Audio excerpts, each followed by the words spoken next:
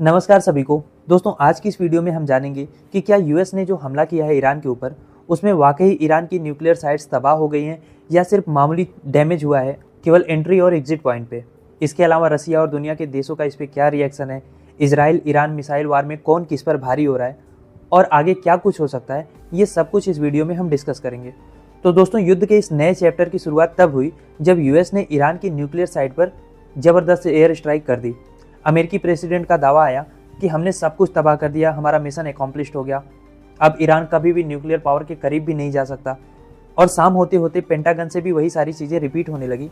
लेकिन अब लग रहा है कि ग्राउंड रियलिटी उतनी सिंपल है नहीं जितना अमेरिका पेश करने की कोशिश कर रहा है, क्योंकि जो सैटेलाइट इमेजेस आ रही हैं, जैसा CNN का रिपोर्ट बता रहा है और जो एक्सपर्ट्स की भी एनालिसिस है, अगर उन सबको हम मिला के देखें तो कहानी कुछ और ही दिख रही है। देखिए, जो 19 जून की सैटेलाइट इमेज है ना फॉर्डो न्यूक्लियर साइट की, उसके आसपास लाइन से ट्रक्स और अर्थ मूविंग इक्विपमेंट दिख रहे हैं।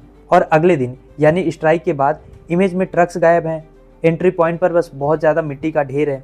अब CNN का कहना यह है कि ईरान ने शायद पहले ही अंदाजा लगा लिया था कि अटैक यहाँ पे होने वाला है, इसीलिए या तो उन्होंने एंट्री पॉइंट को बहुत ज़्यादा रीइंफोर्स कर दिया, यानी बहुत मजबूत बना दिया, या फिर जरूरी जो न्यूक्लियर इक्विपमेंट है वो सब कुछ वहाँ से हटा दिया। और ईरानियन ऑफिशियल्स का भी यही कहना है कि भैया जो ट्रम्प हैं वो बस ब्लफ कर रहे हैं, असली डैमेज कुछ हुआ नहीं है, बस टनल्स की एंट्री और एग्जिट पे थोड़ा बहुत डैमेज हुआ है, अंदर का जो भी इंफ्रास्ट्रक्चर है वो सब कुछ सेफ है। इसके अलावा ईरान की जो एटॉमिक एनर्जी एजेंसी है उसका भी वर्जन यही है कि कोई भी कंटेमिनेशन रिकॉर्ड नहीं किया गया है, यानी कहीं भी रेडिएशन लीक जैसा कुछ हुआ ही नहीं है, तो कोई भी ईरान को डैमेज नहीं हुआ है। रसिया भी ईरान के इस दावे को सपोर्ट कर रहा है।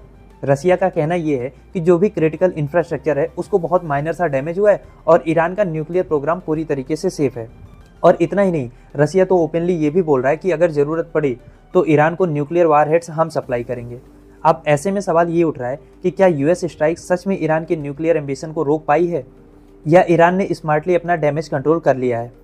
लेकिन दोस्तों, यूएस के अटैक के बाद जाहिर सी बात है ईरान शांत तो बैठने वाला था नहीं। इजराइल ईरान कॉन्फ्लिक्ट अब एक नए लेवल पे पहुंच चुका है। ईरान ने भले यूएस को डायरेक्ट अटैक नहीं किया है, लेकिन ईरान की मिसाइल्स जो हैं वो लगातार इजराइल की सिटीज़ पर गिर रही हैं, फिर चाहे वो हाइफा हो, तेल अवीव हो, जेरूसलम हो, हर जगह बस तबाही का मंजर है। इजराइल का जो आयरन डोम डिफेंस सिस्टम है, जिसको कभी इस युद्ध से पहले अनबीटेबल माना जाता था, अब वो भी स्ट्रगल कर रहा है। दरअसल ईरान ना इतनी ज़्यादा मात्रा में सुपरसोनिक और हाइपरसोनिक मिसाइल्स इजराइल के ऊपर मार रहा है कि इजराइल का जो एयर डिफेंस सिस्टम है उसको इन सारी मिसाइलों को इंटरसेप्ट करने में बहुत मुश्किलें आ रही हैं। रिपोर्ट्स की अगर माने तो हर दिन 10% मिसाइल्स तो क्लियरली इजराइल के डिफेंस सिस्टम को बाईपास कर रही हैं। देखिए, इजराइल के पास ना बहुत एडवांस एयरफोर्स है, तो वो ईरान के मिसाइल लॉन्चर्स को लोकेट करके उनको डिस्ट्रॉय करने की कोशिश कर रहे हैं, ताकि ना रहे बांस ना बजे बांसुरी। ईरान का जब मिसाइल लॉन्चर ही डिस्ट्रॉय हो जाएगा तो ये लोग मिसाइल दागेंगे कैसे। लेकिन ये इतना आसान है नहीं और इजराइल अभी तक ये कर नहीं पाया है। और वहीं ईरान के पास 20,000 से ज़्यादा मिसाइल्स हैं, तो भैया वो लगातार बस इजराइल के ऊपर फायर किए जा रहा है।